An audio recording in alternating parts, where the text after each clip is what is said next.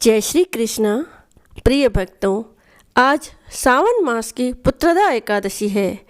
इस व्रत के करने से पुत्र और पुण्य की प्राप्ति होती है, साथ ही अंत में मोक्ष की प्राप्ति होती है।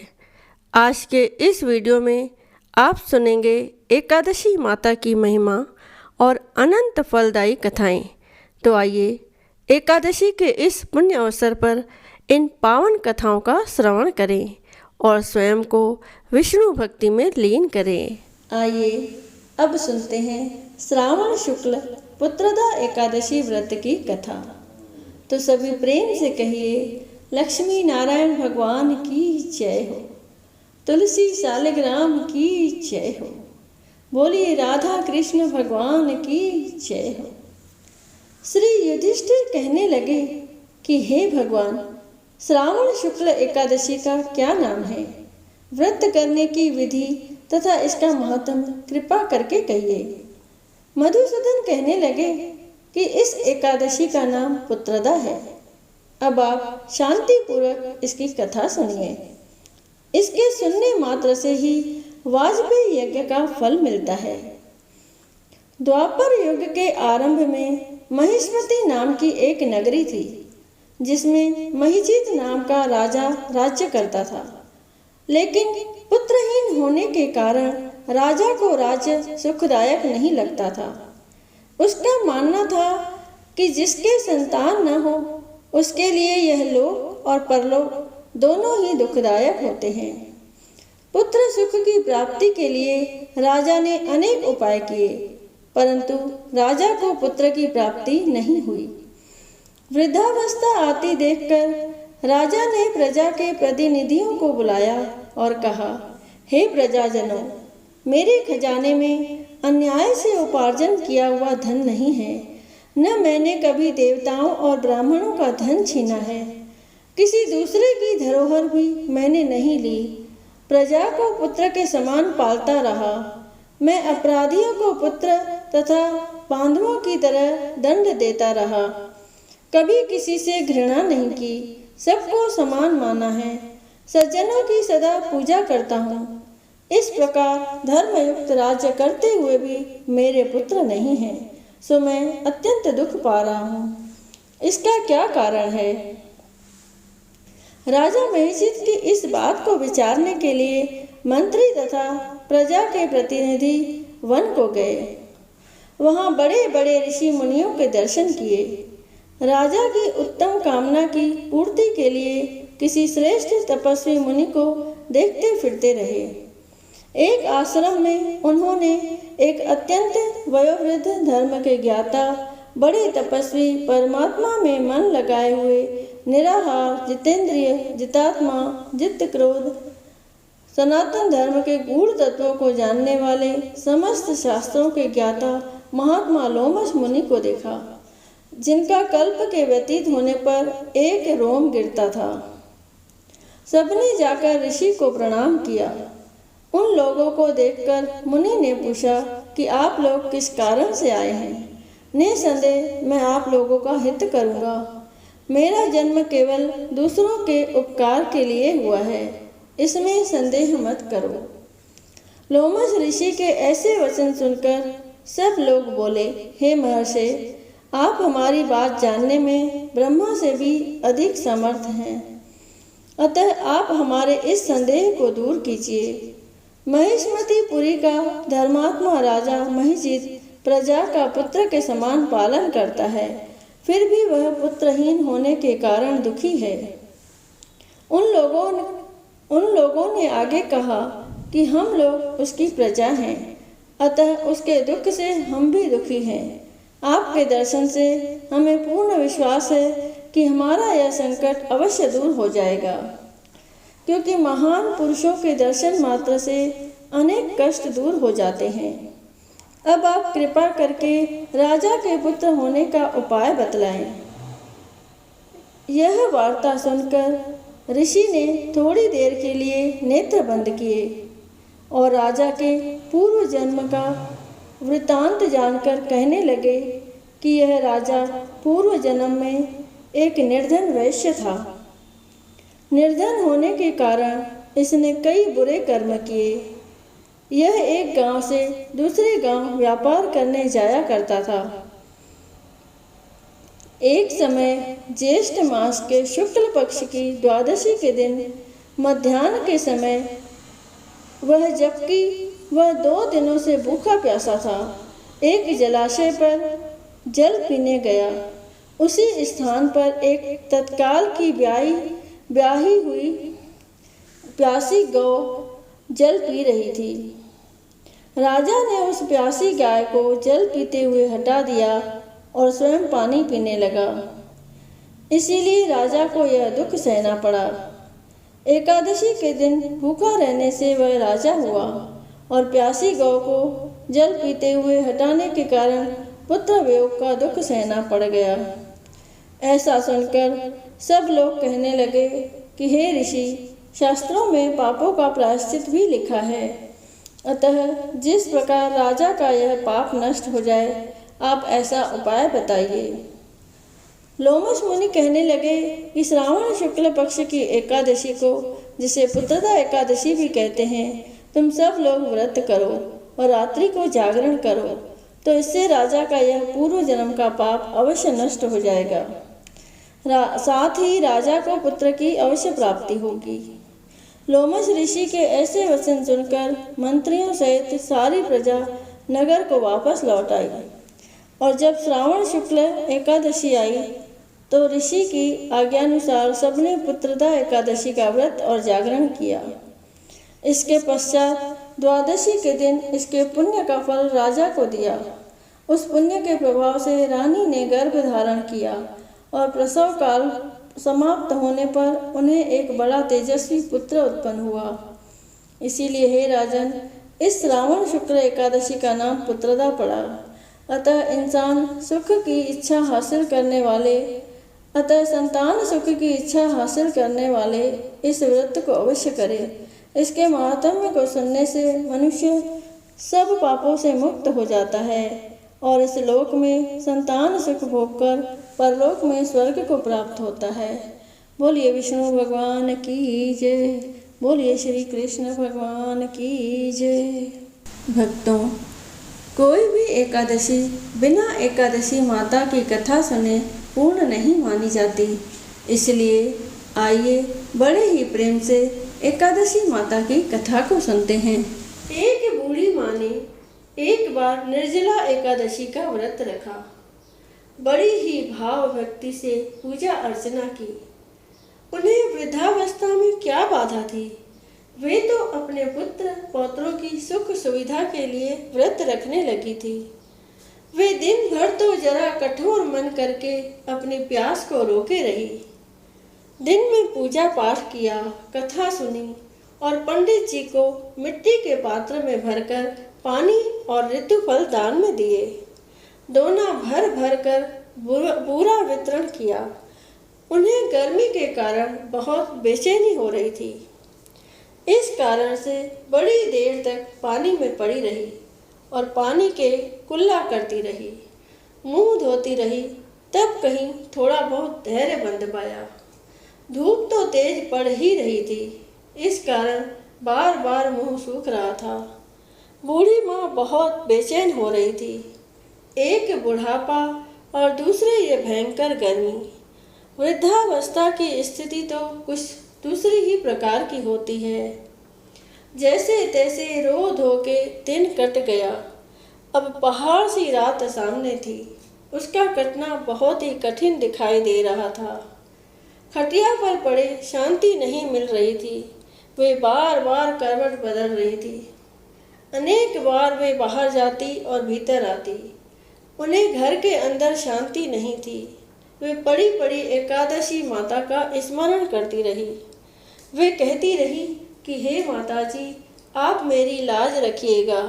आप ही मुझे शक्ति दे दीजिएगा, जिससे मैं भली भांति आपका व्रत कर सकूं और ये पहाड़ सी रात शांति पूर्वक व्यतीत हो सके। प्यास के कारण बूढ़ी माँ की बेचैनी तो बढ़ ही रही थी। उन्होंने धैर्य रखने का बहुत प्रयास किया, किंतु सहनशीलता की सीमा टूट गई और वे घबराकर एकदम चिल्ला पड़ी।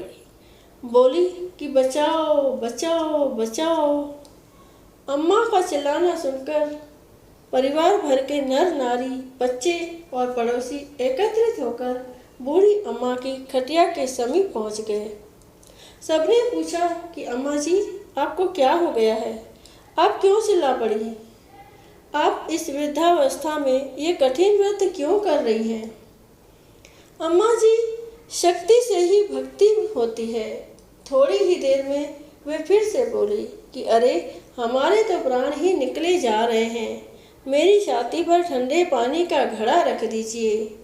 नातियों ने दादी की छाती पर ठंडे पानी का पात्र रख दिया। तब कहीं उन्हें थोड़ा बहुत आराम मिला और थोड़ी देर के लिए उन्होंने अपनी आंखें बंद कर ली। एकादशी माता ने सोचा कि ये बूढ़ी अम्मा है तो बहुत कठोर, जरा जाकर उसकी परीक्षा लेना चाहिए।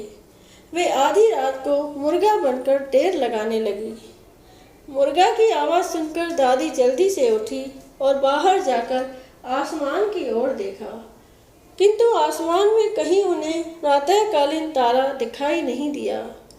वे सोचने लगी कि ये मुर्गा क्यों और कैसे बोल गया है। उन्हें प्यास तो बढ़ ही रही थी। थोड़ा बहुत उनका मन भी विचलित होने लगा था, किंतु अंत में उन्होंने दृढ़ निश्चय किया कि अब व्रत को पूर्ण करके ही छोड़ूंगी, चाहे भले ही मेरे प्राण निकल जाए। ये सोचकर फिर वे खटिया पर शिथिल होकर लेट गई। थोड़ी ही देर में एकादशी माता ने उनकी फिर से परीक्षा लेनी चाहिए। एक छोटी सी बालिका एक गिलास में शरबत लेकर उनके सिरहाने खड़ी हो गई और जोर से बोली कि दादी जी, सवेरा हो गया है, आप हाथ मुंह धोकर शरबत पी लीजिएगा। पहले तो शरबत का गिलास देखकर उनका मन ललचाने लगा, किंतु अचानक व्रत का स्मरण हो आया और उन्होंने सोचा कि मैं किसी भी प्रकार से अभी शरबत नहीं पी सकती हूँ, और वे शांतिपूर्वक अपनी खटिया पर लेट गई। फिर थोड़ी ही देर में उन्हें ऐसा लगा कि जैसे किसी ने उन्हें पानी के कुएं में पटक दिया हो। वे बड़ी देर तक उस कुएं में हाथ पांव चलाती रही, किंतु उन्होंने अपने मुंह में पानी की एक बूंद भी नहीं जाने दी और वे दृढ़तापूर्वक अपना व्रत पालती रही। थोड़ी ही देर में न जाने कहां से सामने आग जलने लगी, जिससे भारी गर्मी बढ़ने लगी। प्यास के कारण प्राण निकलने लगे, किंतु बूढ़ी अम्मा का कुछ भी नहीं बिगाड़ पाए। वे जहाँ की तहाँ मुस्कुराती हुई सी बैठी रही। थोड़ी ही देर में बाहर प्रकाश दिखाई देने लगा।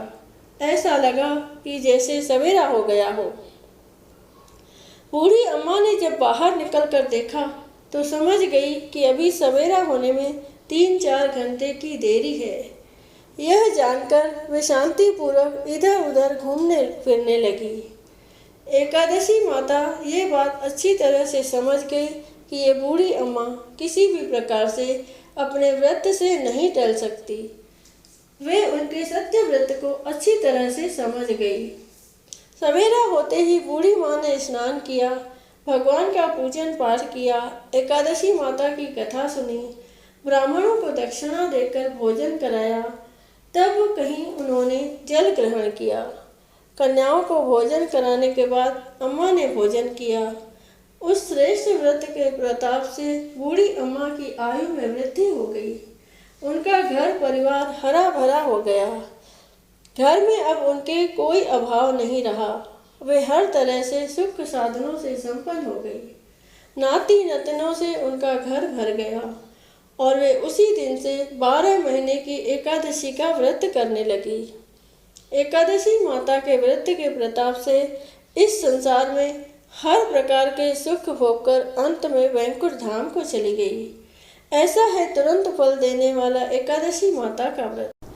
जैसा एकादशी माता ने बूढ़ी माता और उनके परिवार को हरा भरा किया, वैसे ही एकादशी माता हम सभी की मनोकामनाओं को पूर्ण करे। बोलिए श्री लक्ष्मी नारायण भगवान की जय। आइए सुनते हैं ये एक सच्ची कहानी। एक कसाई था सदना। वह बहुत ईमानदार था। वो भगवान के नाम कीर्तन में मस्त रहता था। यहाँ तक कि मांस को काटते बेचते हुए भी वह भगवान नाम गुनगुनाता रहता था। एक दिन वह अपनी ही धुन में कहीं जा रहा था कि उसके पैर से कोई पत्थर टकराया। वह रुक गया। उसने देखा एक काले रंग के गोल पत्थर से उसका पैर टकरा गया है। उसने वह पत्थर उठा लिया व जेब में रख लिया, यह सोचकर कि यह मांस तोलने के काम आएगा। वापस आकर उसने वह पत्थर मांस के वजन को तोलने के काम में लगाया। कुछ ही दिनों में उसने समझ लिया कि यह पत्थर कोई साधारण नहीं है। जितना वजन उसको तोलना होता, पत्थर उतने वजन का ही हो जाता था। धीरे धीरे यह बात फैलने लगी कि सदना कसाई के पास वजन करने वाला पत्थर है। वह जितना चाहता है पत्थर उतना ही तोल देता है। किसी को 1 किलो मांस देना होता तो तराजू में उस पत्थर को एक तरफ डालने पर दूसरी ओर 1 किलो का मांस ही तोलता। अगर किसी को 2 किलो चाहिए हो तो वह पत्थर 2 किलो के भार जितना भारी हो जाता। इस चमत्कार के कारण उसके यहाँ लोगों की भीड़ जुटने लगी। भीड़ जुटने के साथ ही सदना की दुकान की बिक्री बढ़ गई। बात एक शुद्ध ब्राह्मण तक पहुंची। हालांकि वह ऐसी अशुद्ध जगह पर नहीं जाना चाहते थे जहां मांस कटता हो व बिकता हो, किंतु चमत्कारिक पत्थर को देखने की उत्सुकता उसे सदना की दुकान तक खींच लाई। दूर से खड़ा वह सदना कसाई को मीट तोलते देखने लगा।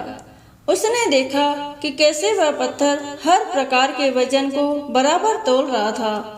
ध्यान से देखने पर उसके शरीर के रोए खड़े हो गए। भीड़ के छटने के बाद ब्राह्मण सदना कसाई के पास गया। ब्राह्मण को अपनी दुकान में आया देखकर सदना कसाई प्रसन्न भी हुआ और आश्चर्यचकित भी। बड़ी नम्रता से सदना ने ब्राह्मण को बैठने के लिए स्थान दिया और पूछा कि वह उनकी क्या सेवा कर सकता है। ब्राह्मण बोला, तुम्हारे इस चमत्कारिक पत्थर को देखने के लिए ही मैं तुम्हारे दुकान पर आया हूँ, या यूँ कहें कि ये चमत्कारी पत्थर ही मुझे खींचकर तुम्हारी दुकान पर ले आया है। बातों ही बातों में उन्होंने सदना कसाई को बताया कि जिसे पत्थर समझकर वो मांस तोल रहा है, वास्तव में वो शालिग्राम जी हैं, जो कि भगवान का स्वरूप होता है। शालिग्राम जी को इस तरह गले कटे मांस के बीच में रखना व उनसे मांस तोलना बहुत बड़ा पाप है। सदना बड़ी ही सरल प्रकृति का भक्त था। ब्राह्मण की बात सुनकर उसे लगा कि अनजाने में मैं तो बहुत पाप कर रहा हूँ। अनुनय विनय करके सदना ने वह शालिग्राम उन ब्राह्मण को दे दिया और कहा कि आप तो ब्राह्मण हैं, अतः आप ही इनकी सेवा परिचर्या करके इन्हें प्रसन्न करें। मेरे योग्य कुछ सेवा हो तो मुझे अवश्य बताएं। ब्राह्मण उस शालिग्राम शिला को बहुत सम्मान से घर ले आए।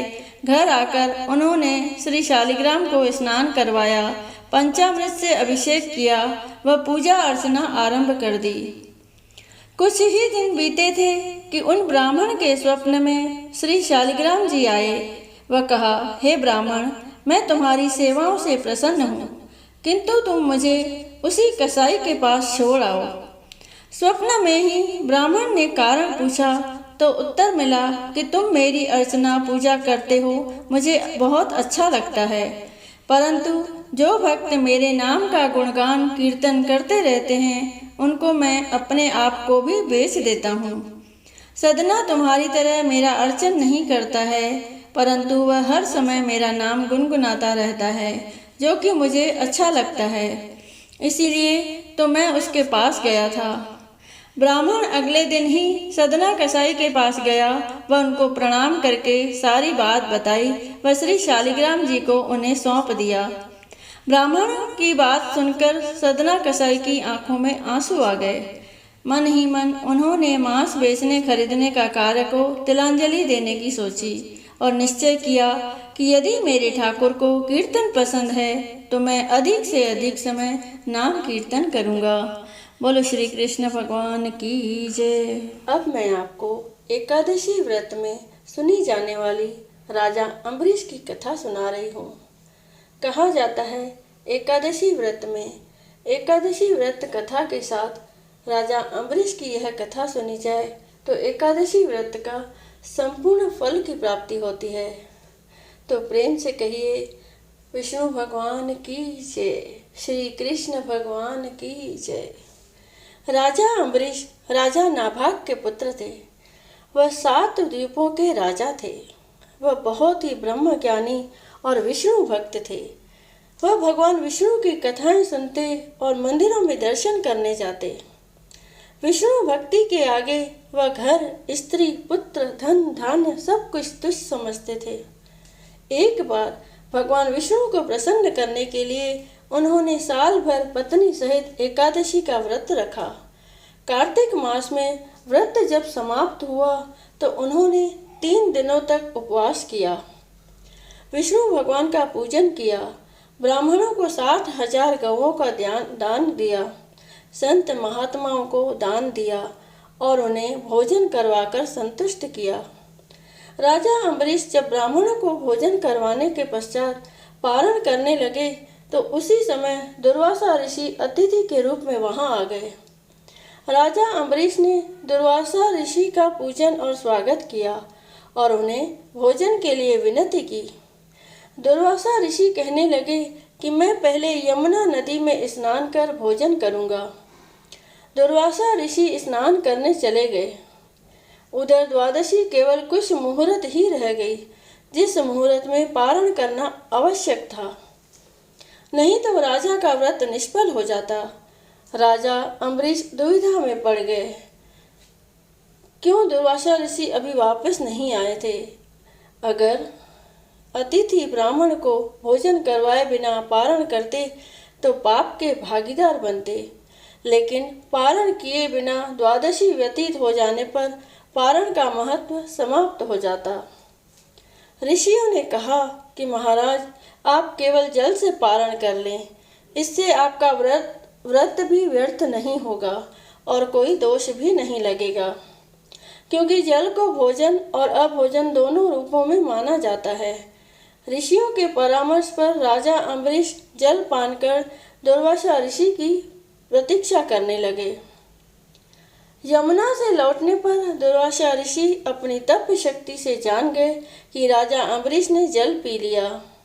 राजा अम्बरीश पर क्रोधित होते हुए दुर्वासा ऋषि कहने लगे कि तुमने धर्म का उल्लंघन किया है। राजन, तू लक्ष्मी और धन वैभव में अंधा हो गया है। तुमने मुझे भोजन का निमंत्रण दिया और घर आए अतिथि को भोजन कराए बिना स्वयं भोजन कर लिया। इस कुकर्म का फल तुझे जरूर भोगना पड़ेगा। दुर्वासा ऋषि ने अपने जटा को उखाड़कर उससे कालाग्नि के समान कृत्य को बनाया, जो राजा की ओर दौड़ी। राजा अपने स्थान से तिल भर भी नहीं हटे। उसी क्षण भगवान विष्णु ने अपने भक्त की रक्षा के लिए अपना सुदर्शन चक्र भेजा, जिसने कृत्या को उसी क्षण जला दिया और सुदर्शन चक्र फिर दुर्वासा ऋषि की ओर मुड़ गया। दुर्वासा ऋषि जान बचाने के लिए भागे, लेकिन जहां भी दुर्वासा ऋषि जाते चक्र उनका पीछा करता रहा। ब्रह्मा जी की शरण में गए तो ब्रह्मा जी कहने लगे कि विष्णु जी के तेज से मैं आपको नहीं बचा सकता। भगवान शिव के पास गए तो भगवान शिव कहने लगे कि विष्णु जी के चक्र से तुम्हें बचाना मेरे वश में नहीं है, तुम भगवान विष्णु की शरण में जाओ। दुर्वासा ऋषि वैकुंठ धाम में गए। भगवान विष्णु के चरणों में वंदना कर कहने लगे कि साधुओं पर कृपा करने वाले प्रभु, मुझ अपराधी की क्षमा करें, मुझ अपराधी की रक्षा करें। मैंने आपके प्रिय भक्तों को कष्ट पहुंचाया है, इसके लिए मुझे क्षमा करें। भगवान मेरी रक्षा करें। भगवान विष्णु कहने लगे, तुमने वास्तविकता जानते हुए भी मेरे भक्तों को कष्ट पहुंचाया है। मेरे भक्त मुझे बहुत प्रिय हैं। तुम्हारी रक्षा का एक ही उपाय है, तुम राजा अम्बरीश से क्षमा मांगो। यदि वह तुम्हें क्षमा कर दे तो समझो तुम्हारी रक्षा हो गई। वह बहुत दयालु है और धार्मिक राजा है, वह तुम्हें जरूर क्षमा कर देंगे।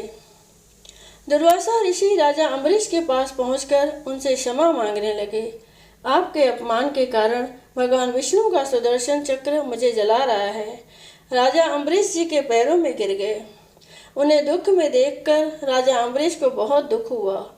भगवान विष्णु के सुदर्शन चक्र को शांत करने के लिए राजा अम्बरीश ने स्तुति की। स्तुति सुनकर सुदर्शन चक्र शांत हो गए और वापस लौट गए। दुर्वासा ऋषि भी सुदर्शन चक्र के ताप से मुक्त होकर सुखी हो गए। दुर्वासा ऋषि ने राजा को आशीर्वाद दिया और कहने लगे, आप धर्मात्मा और दयालु हैं। आपने मेरी धृष्टता को भूलकर मेरी रक्षा की। दुर्वासा ऋषि को सुदर्शन चक्र के भय से मुक्ति में 1 वर्ष व्यतीत हो गया, लेकिन राजा अम्बरीश दुर्वासा ऋषि की प्रतीक्षा में 1 वर्ष तक केवल जल ही पीकर रहे। सुदर्शन चक्र से मुक्ति के पश्चात उन्होंने दुर्वासा ऋषि को भोजन करवाकर तृप्त किया और दुर्वासा ऋषि की आज्ञा के बाद उन्होंने फिर भोजन किया। उसके पश्चात दुर्वासा ऋषि अपने लोक चले गए और राजा भक्ति के साथ राज्य करने लगे। राजा अम्बरीश की इस प्रसंग को सुनने पढ़ने से भगवान विष्णु की कृपा प्राप्त होती है।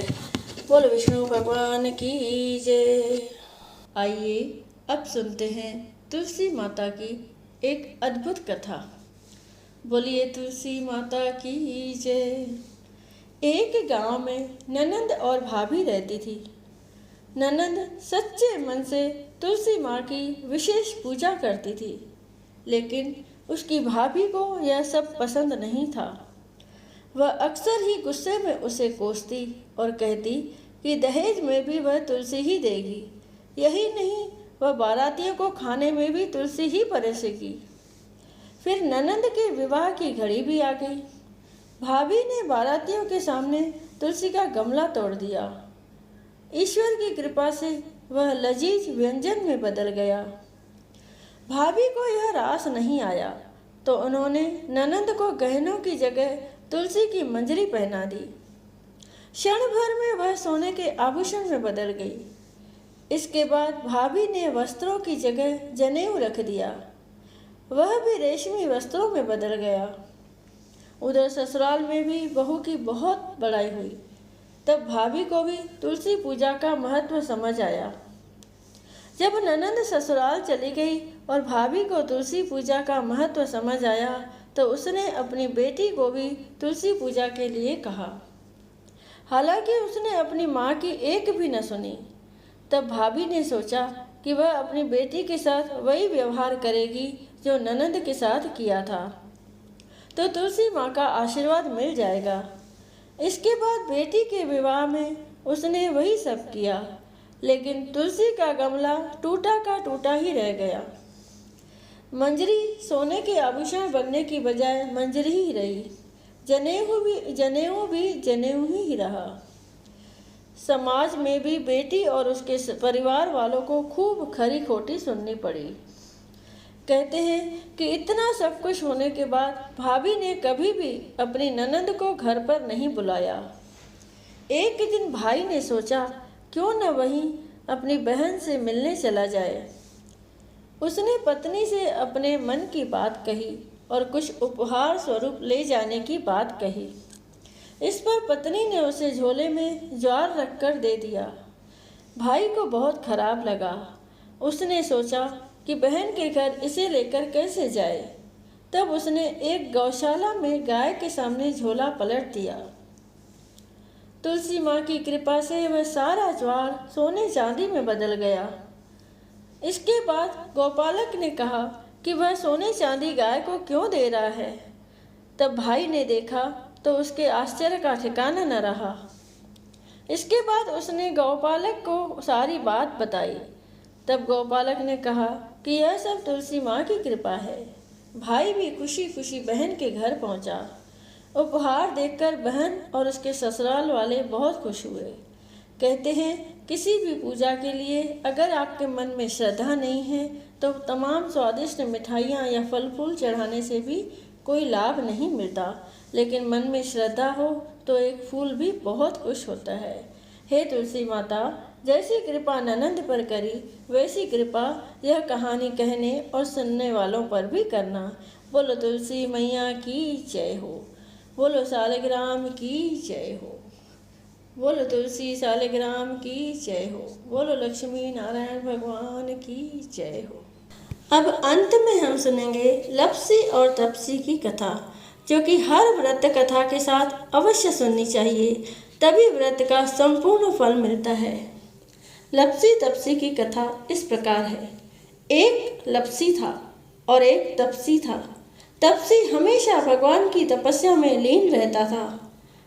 लप्सी रोजाना 1.25 सेर की लप्सी बनाकर भगवान का भोग लगाकर जीम लेता था। एक दिन दोनों लड़ने लगे। तप्सी बोला, मैं रोज भगवान की तपस्या करता हूँ, इसीलिए मैं बड़ा हूँ। लप्सी बोला, मैं रोज भगवान को 1.25 सेर लप्सी का भोग लगाता हूँ, इसलिए मैं बड़ा। नारद जी वहाँ से गुजर रहे थे। दोनों को लड़ता देखकर उनसे पूछा कि तुम क्यों लड़ रहे हो। तप्सी ने खुद को बड़ा होने का कारण बताया और लप्सी ने अपना कारण बताया। नारद जी बोले, तुम्हारा फैसला मैं कर दूंगा। दूसरे दिन लप्सी और तप्सी नहाकर अपनी रोज की भक्ति करने आए तो नारद जी ने छुप कर 1.25 करोड़ की एक एक अंगूठी उन दोनों के आगे रख दी। तप्सी की नज़र जब अंगूठी पर पड़ी तो उसने चुपचाप अंगूठी उठाकर अपने नीचे दबा ली। लप्सी की नज़र अंगूठी पर पड़ी, लेकिन उसने ध्यान नहीं दिया। भगवान को भोग लगाकर लप्सी खाने लगा। नारद जी सामने आए तो दोनों ने पूछा कि कौन बड़ा। तो नारद जी ने तप्सी से खड़ा होने को कहा। वो खड़ा हुआ तो उसके नीचे दबी अंगूठी दिखाई पड़ी। नारद जी ने तप्सी से कहा, तपस्या करने के बाद भी तुम्हारी चोरी करने की आदत नहीं गई, इसीलिए लप्सी बड़ा है और तुम्हें तुम्हारी तपस्या का कोई फल भी नहीं मिलेगा। तप्सी शर्मिंदा होकर माफ़ी मांगने लगा। उसने नारद जी से पूछा, मुझे मेरी तपस्या का फल कैसे मिलेगा। नारद जी ने कहा, यदि कोई गाय और कुत्ते की रोटी नहीं बनाएगा तो फल तुझे मिलेगा। यदि कोई ब्राह्मण को भोजन करवाकर दक्षिणा नहीं देगा तो फल तुझे मिलेगा। यदि कोई साड़ी के साथ ब्लाउज नहीं देगा तो फल तुझे मिलेगा। यदि कोई दिए से दिया जलाएगा तो फल तुझे मिलेगा। यदि कोई सारी कहानी सुने लेकिन तुम्हारी कहानी नहीं सुने तो फल तुझे मिलेगा। उस दिन से हर व्रत कथा कहानी के साथ लप्सी तप्सी की कहानी भी सुनी और कही जाती है। बोलो श्री कृष्ण भगवान की जय। वीडियो को लाइक करके हाइप करें और नए हैं तो मेरे चैनल को सब्सक्राइब करें और कमेंट बॉक्स में बताएं कि यह वीडियो आपको कैसी लगी। जय श्री हरि।